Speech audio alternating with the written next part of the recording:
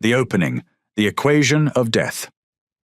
On a cold November morning in 1944, the Hürtgen Forest stood quiet under heavy fog, wet and dark, like an old cathedral without worshippers.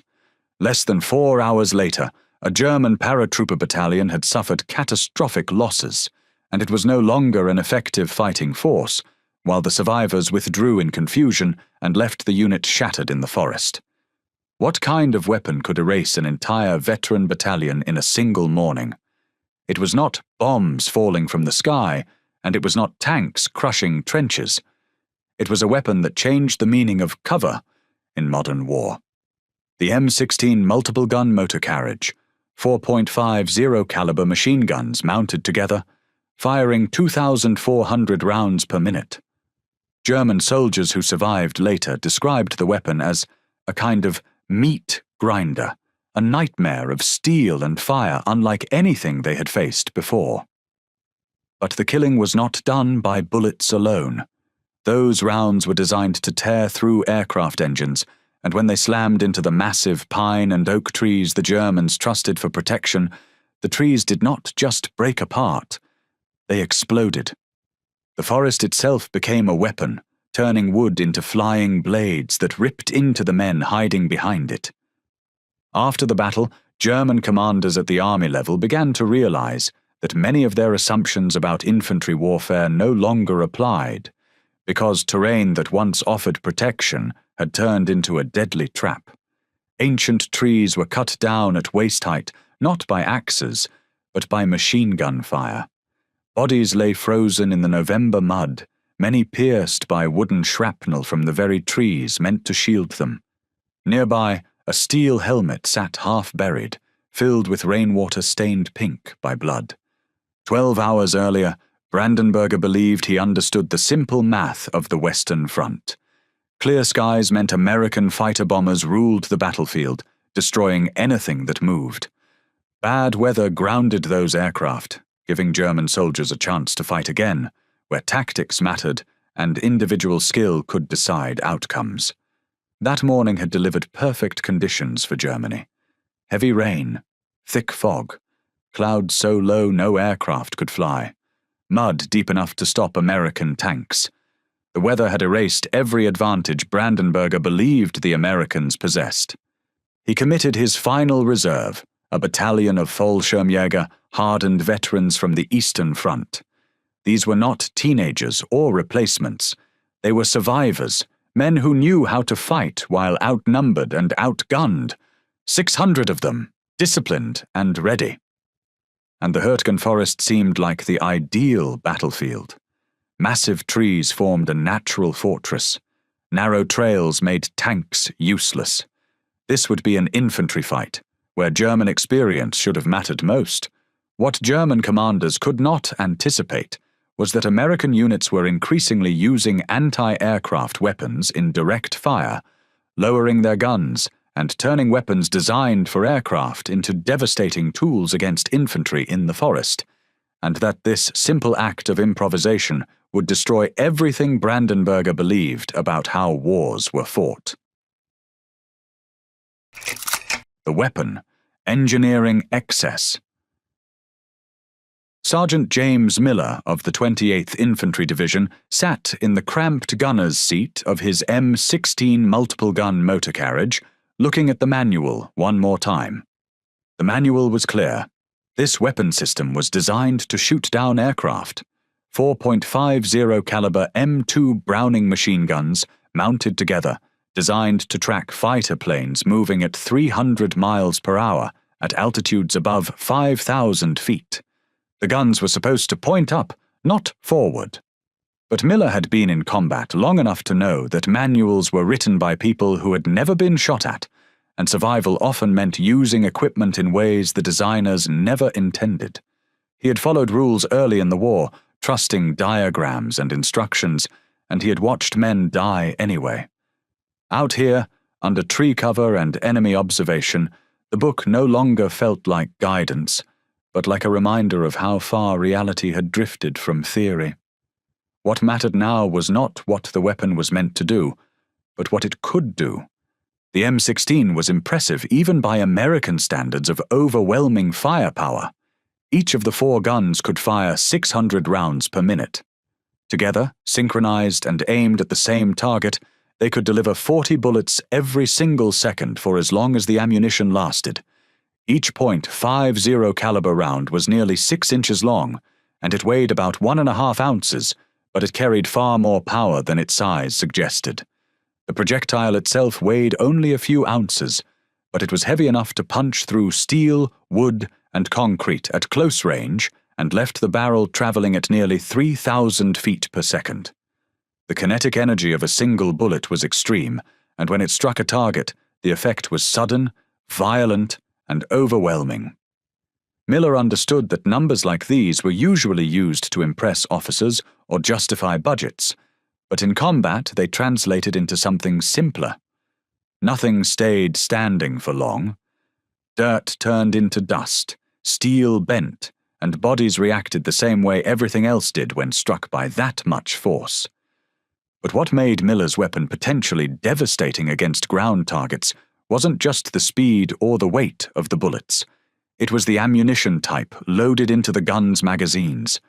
Every 5th round was a tracer, glowing red as it flew, allowing the gunner to see where his bullets were going and adjust his aim accordingly. The other 4 rounds out of every 5 were something special. They were armor-piercing incendiaries, or API. Each API round contained a hardened steel core inside the copper jacket. This core could punch through steel plates, engine blocks, even the armor on light tanks. The incendiary part meant that buried in the base of each bullet was a small charge of chemical compound that would ignite on impact. Not before impact, that was the clever part. The incendiary compound was designed to ignite on impact, usually after the bullet had already penetrated the surface of the target. If you shot an aircraft engine with these rounds, the bullets would go through the engine casing and then set fire to the fuel and oil inside. The plane wouldn't just be damaged, it would burn. Miller also knew that against men on the ground, there would be no clean separation between penetration and fire, only sudden heat, shock, and confusion. Miller looked at the massive pine trees that filled the forest ahead of his position. Trees that thick had protected soldiers for centuries. A rifleman could hide behind one and be completely safe from small arms fire. Even machine gun bullets would just chip away at the bark without penetrating deeply enough to matter.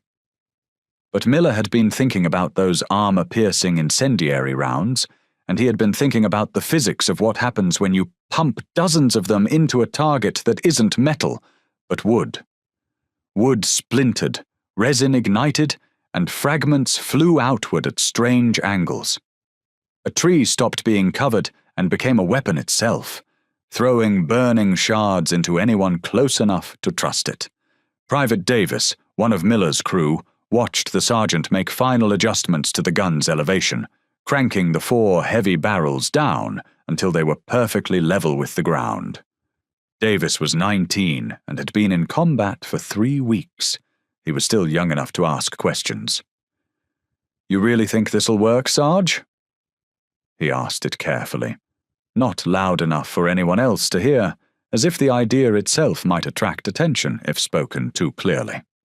Miller checked the ammunition belts one more time, making sure they would feed smoothly into the guns. He felt the weight of the moment settle in, heavier than the steel around him.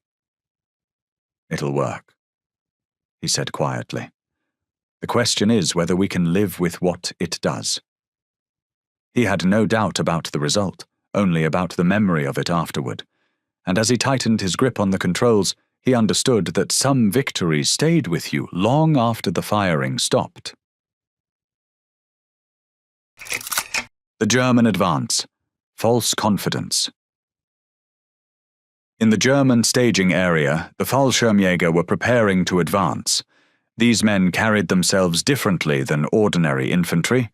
They were volunteers who had chosen to jump out of aircraft into combat zones, accepting levels of danger that most soldiers would never willingly face.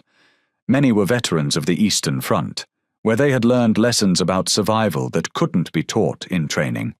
They had fought in conditions that would break ordinary men, and they had survived. Their confidence was not loud or reckless, but quiet and controlled, shaped by long months of combat where hesitation meant death. Their equipment showed signs of hard use, weapons cleaned and re-cleaned by habit, webbing adjusted for speed rather than appearance. These were men who had learned that the difference between living and dying was often measured in seconds, and they prepared accordingly. A seasoned NCO, standing in for the kind of experienced Fallschirmjäger squad leader common in late 1944, gathered his men before dawn, and leaders like him often steadied morale with short, practical words that reminded them bad weather and thick woods could reduce the enemy's advantage in tanks and aircraft. Historical records suggest that experienced NCOs like Hoffman might have given their troops confidence-building speeches before attacks, emphasizing German tactical superiority. The Americans rely on their machines, he possibly told his squad, keeping his voice low. Take away their tanks and planes, and they're just boys who want to go home. We've fought in worse places. The forest is our ally. Hoffman knew his men did not need shouting or slogans. What they needed was perspective. He reminded them, subtly, that they had endured freezing nights, endless marches, and enemies who attacked without mercy. Compared to that, this fight seemed familiar, even manageable. The Fallschirmjäger moved forward just after 8 in the morning, using field habits learned across multiple fronts as they moved in spaced groups, used trees and folds in the ground, and tried to close the distance in low visibility, one careful bound at a time. They advanced from tree to tree, staying low, using the massive oaks and pines for cover. The rain helped mask the small sounds of their movement. They were professionals, and they moved like professionals, with discipline and caution. Spacing was carefully maintained, and no one moved without checking the ground ahead. Each step was deliberate, each pause purposeful. The forest felt alive around them, damp and quiet, broken only by the soft rustle of leaves and the distant sounds of battle elsewhere. This was the kind of terrain they trusted, where patience and experience could overcome numbers. Obergefreiter Klaus Weber, a composite character representing the typical German paratrooper of this period, would have been around 24 years old with 3 years of combat experience. Moving through the forest, he might have felt the reassuring solidity of a massive oak tree as he pressed his back against it. The tree was at least 3 feet thick. To a soldier, that much wood represented safety. Rifle bullets couldn't penetrate it. Even machine gun fire would only damage the bark. He could see American positions ahead, perhaps 150 yards away. Foxholes, sandbags, the occasional glimpse of a helmet.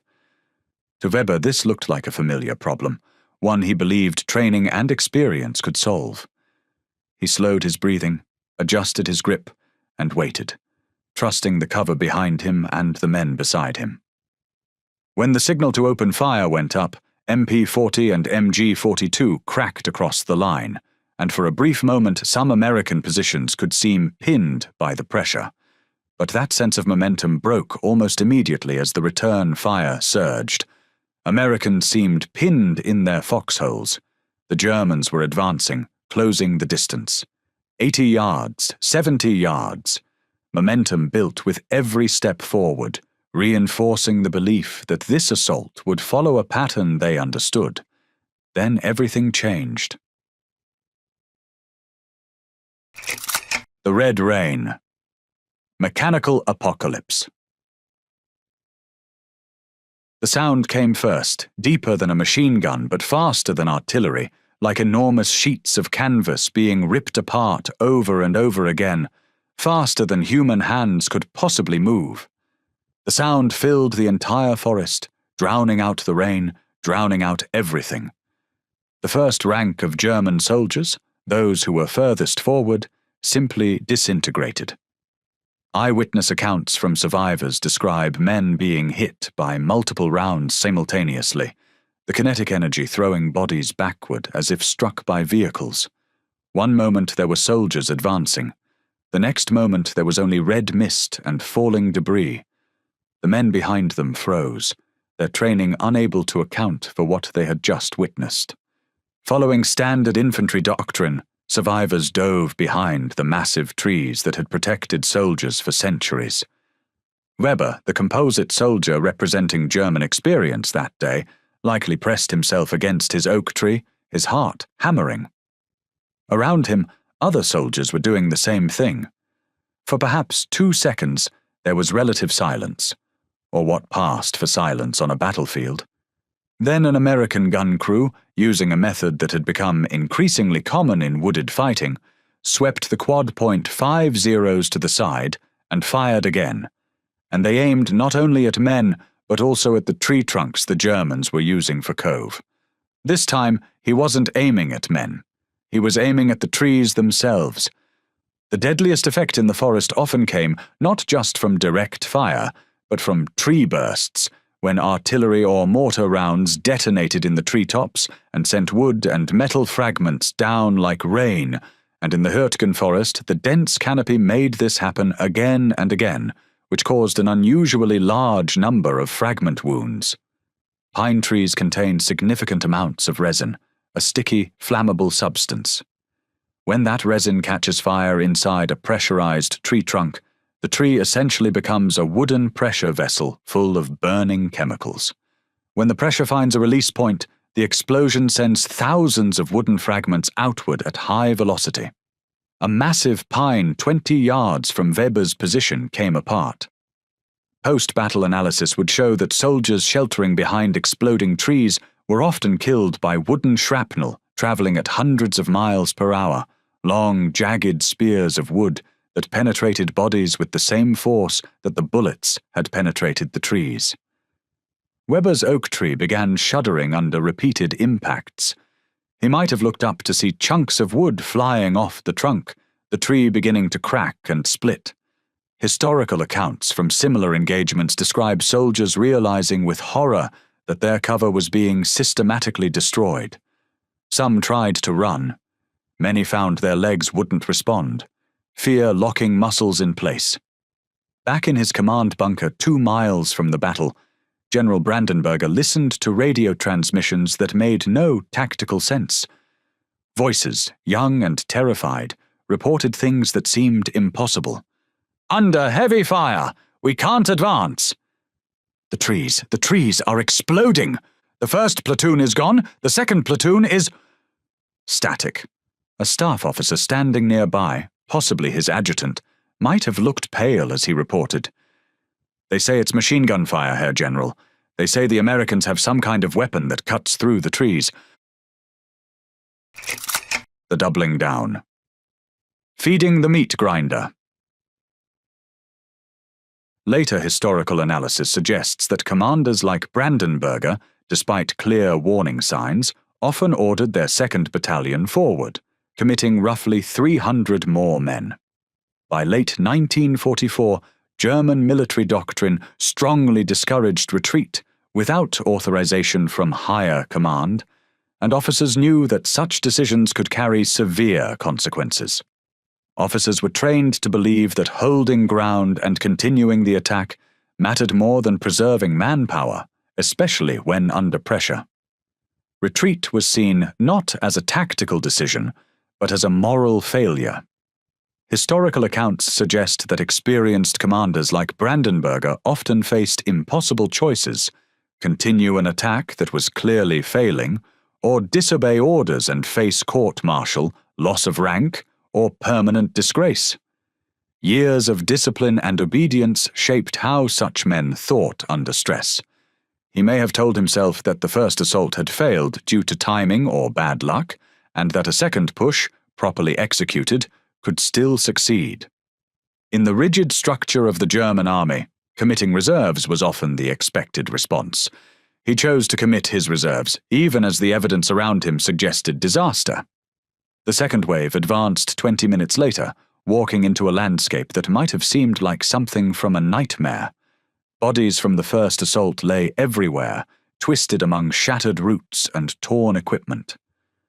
Some men had fallen where they were hit, others had crawled only a few steps before collapsing. The ancient trees had been reduced to stumps and splinters, stripped bare by sustained fire. Some trunks looked as if they had been chewed by enormous teeth. Others had simply shattered, blown apart by repeated impacts. Smoke still hung in the air, mixing with the smell of burned wood, metal, and blood. The ground was uneven and torn, making movement slow and uncertain. For the men advancing, the battlefield offered no sense of direction or protection, only the pressure to keep moving forward. Private Carl Becker, another composite character representing the young, inexperienced soldiers thrown into combat in late 1944, was possibly around 18 years old. Accounts from similar situations describe young soldiers facing combat for the first time being overwhelmed by the destruction caused by modern weapons. Training had prepared them for orders and formations, not for this level of violence. Looking at the shattered forest, he might have felt his confidence drain away with every step. The noise, the damage, and the sight of fallen comrades made it impossible to think clearly. Everything he had been told about German tactical superiority suddenly seemed hollow. In that moment, ideology and pride meant nothing. Survival became the only thought that mattered, and even that felt uncertain. When Miller's M16 opened fire on the second wave, the slaughter was faster because there was less cover to destroy. The ground had already been stripped bare by earlier fire, leaving the Germans exposed. Some tried to advance, hoping to reach American lines before the bullets reached them, believing speed might save them. Some tried to retreat, only to realize that turning back offered no protection. Some dropped flat and pressed themselves into the earth, trying to become invisible. None of these choices mattered. The M16's field of fire covered the entire approach corridor, and the sheer volume of bullets erased any advantage of movement or courage. Miller swept the weapon back and forth in mechanical arcs, the way someone might sweep a hose across a lawn, guided by training rather than emotion. Where the stream of fire passed, men fell, not dramatically like in movies, but abruptly, as if a switch had been flipped. Bodies collapsed without sound or motion. The gun's barrels glowed red from the heat, radiating intense warmth into the cold air. At times, the crew poured water over the overheated barrels, an improvised field measure used only to keep the guns firing a little longer, the liquid turning instantly to steam with a sharp hissing sound. The process repeated again and again, allowing the gun to keep firing long past what most weapons could endure. By 0900 hours, the firing stopped. The gun crews were exhausted, shoulders aching and hands shaking from strain. The barrels were too hot to continue safely, and the weapon finally fell silent. German radio transmissions had fallen silent as well, not gradually but suddenly, as operators were killed mid-transmission. Brandenberger sat in his bunker, listening to static where voices had been, and historical accounts suggest this was when he may have fully understood the consequences of his decisions. He had sent 900 men against an industrial killing machine, and no amount of discipline or courage could change that outcome.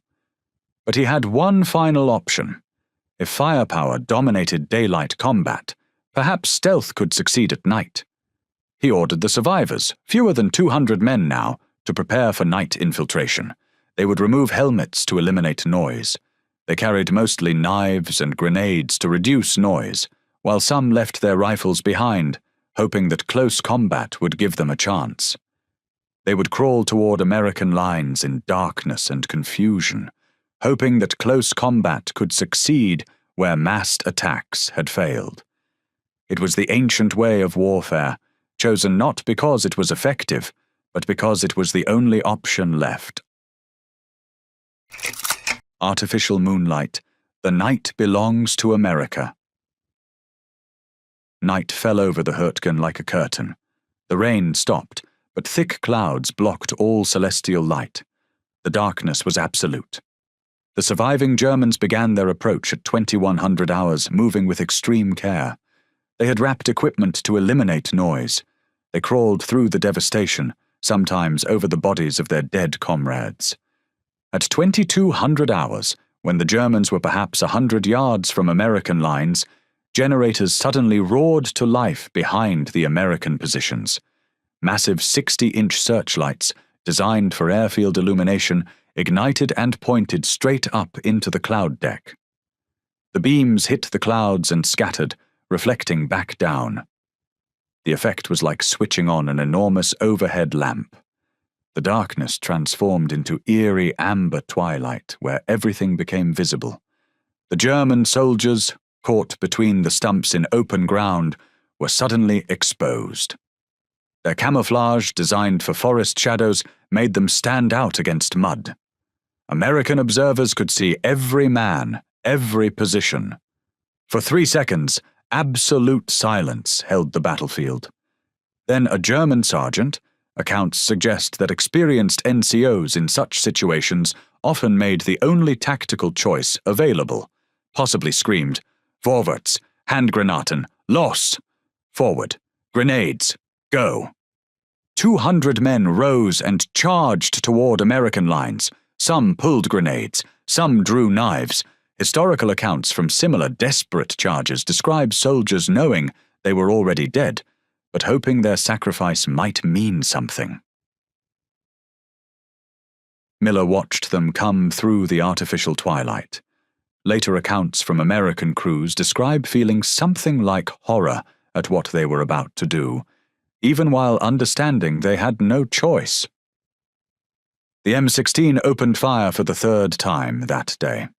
The tracer rounds glowed brilliant red in the semi-darkness, creating what witnesses described as streams of fire that never stopped, just kept pouring toward the advancing Germans with mechanical precision.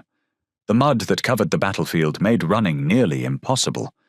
German soldiers moved in slow motion, unable to escape no matter how hard they tried. The gun fired in long, repeated bursts over nearly 20 minutes, with the crew feeding belt after belt of ammunition and stopping only briefly to keep the weapon working, pouring water on glowing barrels, adjusting aim, firing again. When silence finally returned, there was no movement on the battlefield, no wounded crawling, no survivors retreating, just stillness and the smell of burned powder mixed with death. In his bunker, Brandenberger heard the silence on his radio and understood his battalion had ceased to exist. What had been a force of several hundred men at dawn was reduced to only a few scattered survivors by midnight, according to later estimates. The rest were simply gone. The Reckoning. A letter to Margaret. At first light the next day, as frontline units tried to recover the wounded and the dead during rare lulls in the fighting, the forest revealed a hard truth, because terrain and firepower had turned the area into a grinding machine. The ancient forest had been reduced to a wasteland of stumps, shattered trunks, and churned earth that no longer resembled a place where men once hunted or children once played. Bodies lay everywhere, frozen by November cold into their final positions, locked in shapes of motion that would never be completed. Many were impaled by wooden fragments driven by blast force, as deadly as shrapnel, while others lay where they had fallen mid-stride, rifles still clutched in stiff hands. All had been someone's son or husband or father, men who had marched forward believing discipline and courage would still shape the outcome of battle, even as the ground itself betrayed them. On days like this, soldiers often found unfinished pieces of ordinary life, like unsent letters, family photos, or papers wrapped to keep them dry, and those items reminded everyone that each dead man left a name behind at home, written in the careful handwriting of someone who had grown up before the war, when letters were composed slowly and words were chosen with care. "My dearest," the letter began, I am about to go into battle. I believe we will win because I believe in the German soldier, and I believe in—" The sentence stopped there, cut short by death or interruption, the final thought never committed to paper. Brandenberger folded it carefully and returned it to the pocket, pressing it flat as if that might restore order to something broken. He would ensure it reached Margaret. She deserved to know her husband died believing in something, even if that belief had proven false in the face of steel, light, and calculation. A young American captain approached under the truce flag, boots crunching softly on frozen debris. He saluted professionally, without triumph or mockery. Brandenberger returned the salute automatically, the gesture drilled into muscle memory by decades of service. "Your men fought bravely, General," the captain said in accented German, his voice steady but not unkind, as if acknowledging a shared understanding of loss. Historical accounts suggest that Brandenberger might have stood quietly for a moment before responding, listening to the wind moving through broken branches. "Yes, they fought bravely," he possibly said, "but I sent them against a machine. I thought courage would matter. I thought the forest would matter. I thought experience would matter." He might have paused, looking at the devastation spread before him. "I was wrong," he may have added, not as an excuse, but as a simple statement of fact. According to post-war accounts, Brandenberger's assessment of what had happened was remarkably clear, stripped of illusion or bitterness. If you look at it through the lens of modern war, what happened in the Hürtgen shows a larger difference, because it was not only about which soldier was better, but about which system could generate firepower, supply, and coordination under the worst conditions. "Your nation manufactured its own light," he might have said, referring to the searchlights that turned night into day. "You turned trees into weapons. You transformed war from art into mathematics." In his view, valor had been measured and overcome by output, logistics, and coordination, forces that could be scaled beyond human limits. The assessment was accurate. The frightening part was not only the gun itself, but how the American army ran firepower, because weapons, crews, supply routes, and the ability to deliver ammunition on time worked together, and when that system ran smoothly, it turned courage into something that was not enough to change the outcome. It wasn't just about building better weapons or training brave crews. It was about building integrated systems where every component worked together, where factories, trucks, engineers, and planners were as decisive as soldiers at the front. In that forest, courage had been present on both sides, but it had collided with a system designed not to test bravery, but to eliminate uncertainty. The legacy. When systems defeat courage. The Battle of Hürtgen Forest continued for months after that November morning. Before it ended, the fighting in the Hürtgen Forest dragged on for months and produced staggering losses, with estimates often citing at least about 33,000 American casualties, sometimes higher, and roughly 28,000 German casualties. The forest's strategic value remains debated, because some argued it helped fix German forces and protect the advance, yet the cost was so high that many later viewed it as one of the most expensive choices on the Western Front. But the tactical lessons learned there would influence military thinking for decades. American strategists studying the engagement realized they had demonstrated something important. A single weapon system, properly employed with innovative support tactics, had stopped an entire elite battalion. The weapon itself was relatively simple, 4 machine guns on a mount, but the system it represented, industrial production, integrated tactics, unlimited ammunition supply, technical innovation like the searchlight illumination, was revolutionary.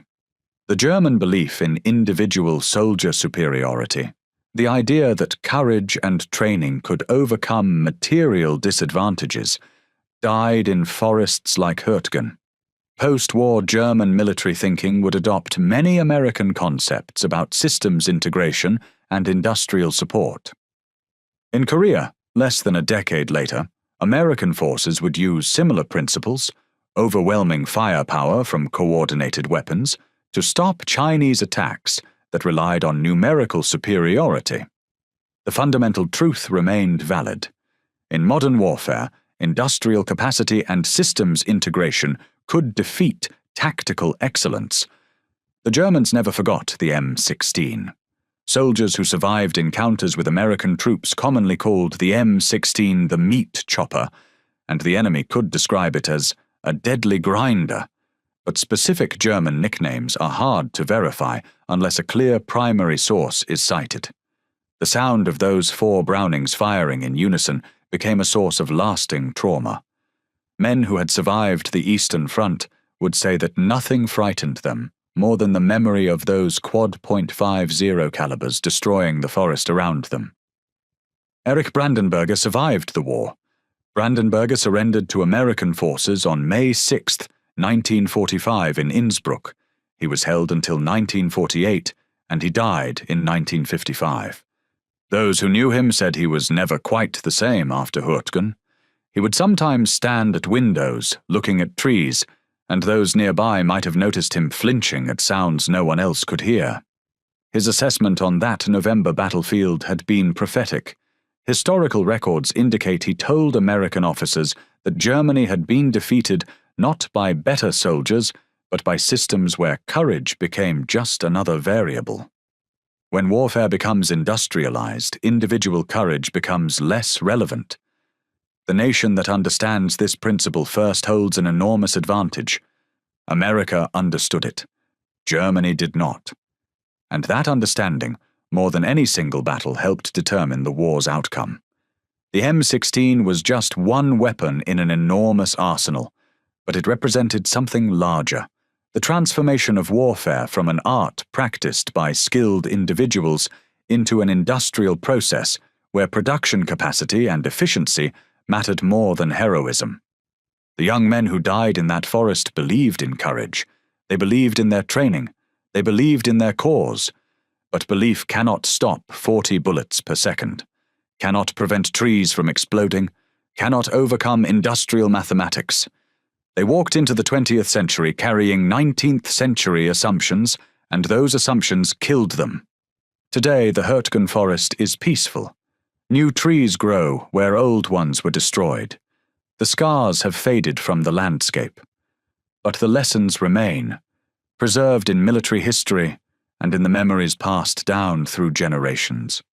That November morning demonstrated a fundamental truth. When courage faces industrial systems, the systems win. Not because courage doesn't matter, it always matters, but because courage alone cannot overcome overwhelming material superiority and systematic application of force.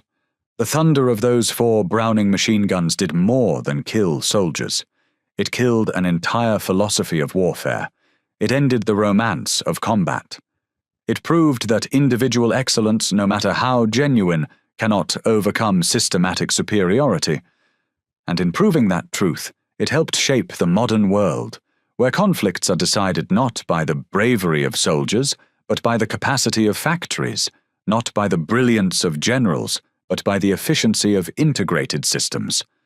General Erich Brandenberger learned this lesson in the most painful way possible, standing in a forest of stumps, surrounded by the bodies of 600 men who had trusted him. The trees grew back. The forest healed. But the lesson remained, permanent as history itself. In modern warfare, there is no such thing as absolute cover. There is only degrees of exposure. And when industrial systems engage human courage, the outcome is predetermined. The only question is how long it takes courage to understand that it has already lost. And thank you for watching this story from the Hürtgen Forest. If this account of how industrial warfare transformed the battlefield compelled you, please like this video and subscribe to our channel. We're dedicated to bringing you the forgotten moments of World War II, the battles where courage met machinery, where tactical brilliance faced industrial capacity, and where the old world of warfare gave way to the new. What other untold stories from the war would you like us to explore? Your comments and engagement help us continue bringing these important historical narratives to light. Subscribe now for more stories of how World War II changed warfare forever.